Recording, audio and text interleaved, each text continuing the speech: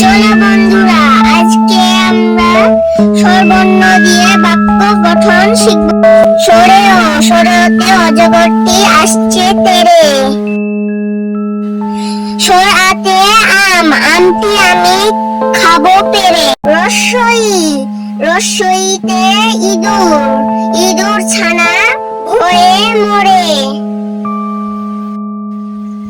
দীর্ঘই, দীর্ঘইতে eagle, eagle পাখি শিকার ধরে। রস্যউ, রস্যউতে উট, উট চলেছে মরুর দেশে। দীর্ঘউতে উষা, উষা আসে পূব আকাশে। ঋতে ঋতু, ষড় ঋতুর বাংলাদেশ। এতে একতারা, একতারাটি বাজে বেশ।